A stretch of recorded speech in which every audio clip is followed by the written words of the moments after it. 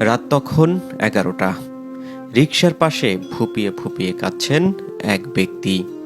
রাত পোহালেই 2,000 টাকা কিস্তি, বাড়িতে স্ত্রী, 2 মেয়ে ও বৃদ্ধ বাবা অপেক্ষা করছেন ঈদের নতুন জামা কাপড়ের জন্য। এর মধ্যেই রাস্তায় তার রিকশার একটা অংশ ভেঙে যায়। কোনো যাত্রী তুলতে না পেরে অসহায় এ মানুষটি রিকশার পাশে বসে হাউমাউ করে কান্না করে দেয়। হৃদয় বিদারক এ দৃশ্য দেখেও যেন না দেখার ভান করে পাশ কাটিয়ে চলে যাচ্ছেন অনেকেই। আল্লাহ ছাড়া আমার কেউ নাই, কারে কি বলবো বলো, কারে কিছু বলতে পারি না। আল্লাহর কাছে কিছু বলার আছে? আল্লাহ কি বলছে আর কারে বলবো বাবা? আল্লাহর কাছে আমার সংসারটা ভালোভাবে চলে, এটাই। একটু কথা বলবো আপনার সাথে। কি করছেন? গাড়ি ভেঙে গেছে, যে চলে না, যে ঠিক করতেছি। কান্না করতেছেন কেন? যে কিস্তি আছে, কালকে কিস্তির টাকা জড়ো করতে পারিনি, গাড়ি ভেঙে গেছে, দিয়ে কাল কিস্তি লাগবে। কান্না করলে কি সমাধান আসবে? কি করবো, গরিব মানুষ মামা। হ্যাঁ, তো গরিব মানুষ, 2টা মেয়ে আছে, মেরে খাওয়া লাগে, লেখাপড়া করা লাগে, আর কিস্তি চালা লাগে 1,500 টাকা।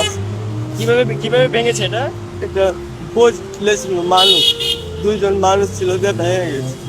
আপনি কান্না করছিলেন, আর কেউ কি আপনাকে দেখেছে কান্না করতে? দেখেছে, কেউ কিছু বলে না। কেউ আপনাকে জিজ্ঞেস করেনি? জি না, ঈদের জন্য কিছু কিনেছেন ফ্যামিলির জন্য? জি না, কিচ্ছু নেই। কিছু কিনে 2টা মেয়ে লেগে কাপড় ধরে কিনতে হবে, বই লেগে কিনতে হবে, আমার লেগে কিনতে হবে। এখন কি কিনতে পারবেন? জি না, টাকা নেই। ঢাকায় আপনি কত বছর যাবত থাকেন? 14 বছর। 14 বছর।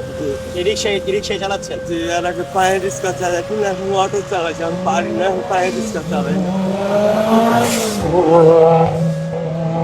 ওনার 2টো মেয়ে রয়েছে, মেয়েদের মধ্যে একজনকে উনি বিয়ে দিয়েছেন এবং অন্যজন পড়াশোনা করছেন। আমি ওনার নাম্বার নিয়ে যাচ্ছি, আপনারা দয়া করে ওনার নাম্বারে যদি সম্ভব হয় কিছু সাহায্য করবেন।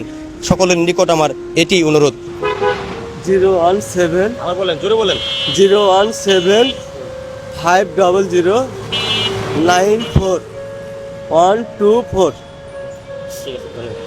দর্শক, উনি ওনার নাম্বারটি দিয়েছেন। আপনারা অবশ্যই যাচাই বাছাই করে ওনার সাথে কথা বলে, সম্ভব যদি হয় ওনার সাথে দেখা করে, আপনারা যদি পারেন অনুরোধ করব ওনার পাশে দাঁড়ানোর।